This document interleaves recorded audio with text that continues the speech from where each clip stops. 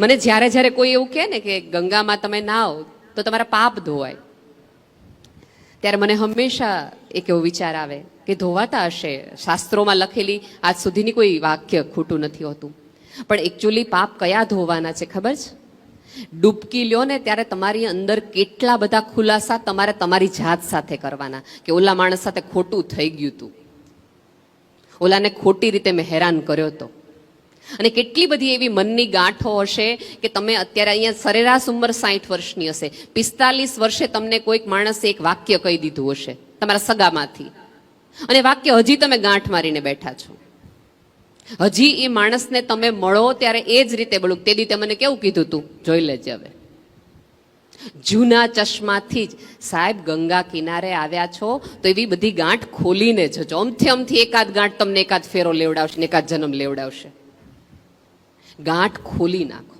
ડૂબકી લ્યો ને ત્યારે અંદર જવાનું હોય અને ક્ષણવાર માટે તમને મૂંઝારો થાય અને તરત તમે બહાર આવી જાઓ. અહીંયા આંખ બંધ કરો, ધ્યાન કરો, ત્યારે તમને વિચાર શું કામ આવે છે ખબર છે? મન ઓલું ઉકળી પડે છે, તમારી અંદરથી પ્રશ્નો આવે છે. અને સાહેબ આપણે આપણી જાતને 62 વર્ષે એવું બનાવી ન શક્યા કે આપણે આપણી સાથે જ રહી શકીએ. એ તો કેવું કહેવાય? અહીંયા નરેશભાઈ વારે ઘડી રિપીટેડલી બેઠા હતા કે પતિ પત્ની સાથે બેસજો, પતિ પત્ની સાથે બેસજો. કાલ સૌજીભાઈ મને સરસ વાત કરી, મને તો એટલી બધી વાત કરી, મને તો મને રાત્રે જ હું ફેસબુક ઉપર આ ઘટના લખીને મેં કીધું ના તો વિસ્તારથી લખવા જેવી વાત છે. એ કે નેહલબેન અમે 60-62 વર્ષે તે પતિએ પત્નીને હગ નહોતું કર્યું, વાલ નહોતો કર્યો, એટલે અમે એને કીધું કે વાલ કરો. મને કોઈ દી નથી સમજાણું કે આપણી પત્નીને પ્રેમ કરવામાં શરમ છે નહીં આવે. કોકની હોય તો આપણે વિચાર આવવો જોઈએ કે કોકનીને પૂછીએ તકલીફ થાય, ધોટા ધીંગાણા થાય. પોતાની પત્નીને પ્રેમ કરવા માટે આટલી બધી શરમ છે નહીં. તમે જો બે માણસ ઝઘડતા હોય ને, અહીંયા ગંગા કિનારે બે જણા ઝઘડતા હોય તો આપણે 4 જણા ટોળું વળીને જોવા જાય અને સેજે આપણને તકલીફ ન થાય, એનું ઝઘડવું ન થાય. કદાચ મારામારી થાય તો આપણે એમ કંઈક દાદા બહુ ગુસ્સાવાળા લાગે છે, પણ દાદાએ જો દાદીનો હાથ પકડ્યો હોય તો આપણે સેજે આ ઉંમરે છૂટ્યું નહીં હો હજી. અને આવું સાંભળો ને ત્યારે એવા વ્યક્તિઓને બહુ પ્રેમથી કહેવું જોઈએ કે દોસ્ત, જીવનમાં એવું જીવ્યું હોય ને કે હાથમાંથી કશું છૂટે જ નહીં. આ પૃથ્વી પર છોડવા જેવું કશું છે જ નહીં. હા, આપણને પકડવાની એ બધી ના છે. મોક્ષ માટે આપણને એવું કીધું છે કે તમે જેટલું છોડશો એટલું. મોહ છોડવાનું કીધું તો, વસ્તુઓ, વ્યક્તિઓ, સંબંધો છોડવાનું કીધું જ નથી. અને અમુક લોકો મોહની વાત કરે ને તો મને એમ થાય કે યાર તમે 2 ખવાર હાનનું તમાકુ નથી છોડી શકતા, મોહમાં હું છોડી શકવાના હતા? નાની વાતથી તો શરૂઆત કરો, પછી મોટા તરફ જજો. જીવનની આપણી ભારતીય સભ્યતાની આખી ધર્મની તમે વાત કરશો ને જોશો ને તો એમાં છોડવાની કઈ વાત જ આવતી નથી. બધું એવી રીતે કરવાનું છે, એવી રીતે કરીને પસાર થવાનું છે કે તમને પાછું વળીને જોતી વખતે વસ્તુનો મોહ માયા ન થાય, એવી રીતે કરીને નીકળવાનું છે. પણ આપણને બધાને મન ન બોલાયો, મન ન કીધું. સૌથી વધુ આપણને કોઈની નજીક જતું રોકતું હોય તો સામેવાળાનો વ્યવહાર નહીં, આપણો અહમ આપણને રોકે છે. તમે સૌજીભાઈ પાસેથી બીજું કાંઈ ન શીખો ને તો કાંઈ નહીં, પણ સરળતા તો શીખજો જ. કોઈ પણની સાથે વાત કરતા હોય તો તમને નજરથી એમ તમને કહી દે કે મેં તમને નોટિસ કર્યા. તમે જો એમની પાસે એક વિશિષ્ટ એવી કલા છે કે બધાની વચ્ચે તે દરેકના પોતાના સૌજીભાઈ છે. એ જ્યારે પણ તમને મળે છે ત્યારે તમને એક સ્પેશિયલ ફિલિંગ કરાવડાવે છે. બાકી એ સવાર સાંજ એ તમે જે જમો છો એ જ અત્યારે તો જમે છે. જો તમે એમ કહેતા હોય અનેવા ઓડકાર તો લ્યો, હવે ઓડકાર એમના જેવા થોડાક તો લ્યો. 7 દિવસથી લ્યો તો નથી. સાચું કહું કાકા? કેમ આપણાથી એ થતું નથી? વૃદ્ધત્વની મારી સાદી વ્યાખ્યા છે, તમે કામ કરવાનું બંધ કરો ને એટલે તમે વૃદ્ધ થાવ.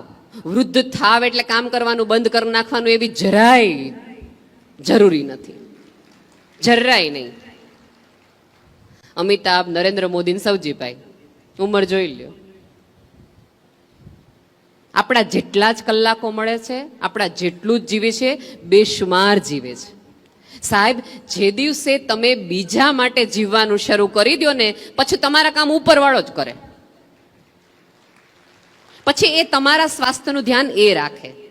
100% ગૌરીભાભી જમતી વખતે ધ્યાન રાખતા જ હશે જમવાનું, પણ અમુક ધ્યાન એ રાખે. તમે કોકનું રાખો તે તમારું રાખે, એ સાદી દલીલ છે. મને બહુ જ આનંદ છે, કારણ કે સૌથી વધુ મહત્વનું મારી માટે એ લોકો છે કે જેમને મને એમણે સરસ વાક્યો કીધા છે કે આને શ્રવણ અમે કહીએ છીએ, આને અમે રાધા કૃષ્ણ કહીએ છીએ. ક્યાંક ને ક્યાંક જેમને સંતાનો નથી એમને સૌથી વધુ પીડા હશે, અફસોસ હશે, ક્યાંક ફરિયાદ પણ ઈશ્વર સાથે હશે કે બધાને બધું દીધું, અમને બધું જ આપ્યું, તેમને આ ન આપ્યું. પણ જેમને સંતાનો નથી ને એમને હું 2 હાથ જોડીને એક રિક્વેસ્ટ કરવા માંગુ છું કે ઈશ્વરનો એ રીતે હવે આભાર માનતા થાવ, કારણ કે તમને એ નાની જવાબદારી નહીં પણ વિશ્વની મોટી જવાબદારી માટે તમને મોકલી રહ્યા છે કે તમે એક સંતાનો નહીં, તમારી આજુબાજુના બીજા 100 સંતાનોને પોતાના સંતાનો કરો. સાહેબ, એક બાળક દત્તક લેવું ને એ બહુ મોટી ઘટના નથી, પણ એક વિચારને, એક કાર્યને, એક સમજને દત્તક લેવી એ મોટી વસ્તુ છે. એ તમારા વર્ષો પછી પણ ચાલે. મારે સંતાનો નથી, પણ 220 મંદબુદ્ધિ દીકરા દીકરીઓને મેં દત્તક લીધા છે.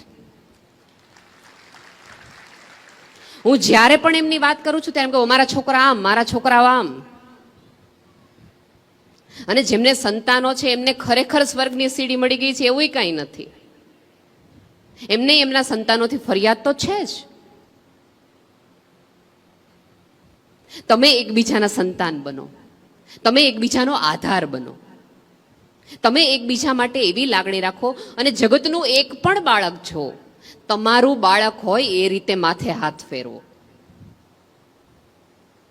જ્યારે પણ સાહેબ જગત માટે પ્રાર્થના કરી શકવાની ક્ષમતા તમારા માટે છે, કારણ કે તમારી પાસે હવે કઈ સ્વાર્થ જેવું છે નહીં કે તમારે એમ પ્રાર્થના કરવું પડે કે બોર્ડની પરીક્ષા હોય તમે એવી પ્રાર્થના કરો કે મારા દીકરાને 10મા ધોરણમાં આટલા ટકા આવે. 10મા ધોરણની પરીક્ષાની ખબર હોય ત્યારે ઉપરવાળા પાસે પલોઠી વાળીને પ્રાર્થના કરો કે આ જગતમાં આજે જેટલા દીકરાઓ 10મા ધોરણમાં છે એને સારા ટકા આવે. તમારા હૃદયને એટલું મોટું ને પોળું કરો કે તમારી અંદર એક સંતાન નહીં, તમારી અંદર હજારો સંતાનો રહી શકે. એમણે મને વાત કરી કે એમના એક એમ્પ્લોયના પાડોશી આવીને એવું કીધું કે અમારા બાજુમાં આવી રીતે 2 વ્યક્તિઓ છે કે જેમને કોણ જાત્રા કરાવડાવશે. આપણા શાસ્ત્રોએ જાત્રાનું એક બહુ મહત્વનું એક પુણ્ય આપ્યું છે. મને ખબર નથી કેટલાને એ ડેફિનેશન ખબર છે કે પ્રવાસ અને જાત્રામાં ફેર એ છે, પ્રવાસ એને કહેવાય કે જેમાં તમને મજા આવે, અને જાત્રા અને યાત્રા એને કહેવાય કે જેમાં તમને આનંદ આવે.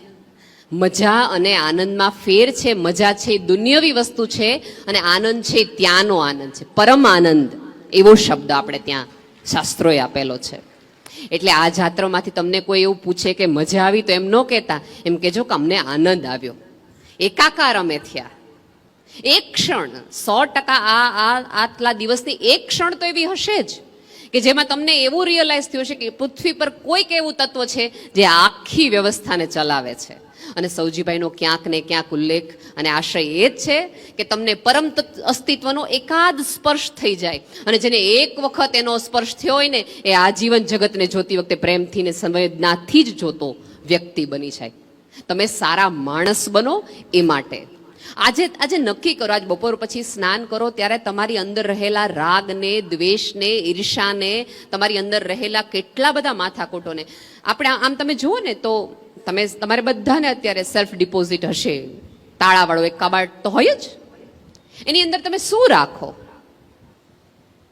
ઘરેણાં સૌથી મૂલ્યવાન હોય એ તમારે રાખવાનું હોય. તો આપણું મગજ અને આપણું હૃદય છે ને એમાં સૌથી મૂલ્યવાન વસ્તુઓ રખાય, સૌથી સુંદર યાદ હોય એ રખાય. પણ આપણે બધા શું રાખીએ? તમે પરણવા ગયા હો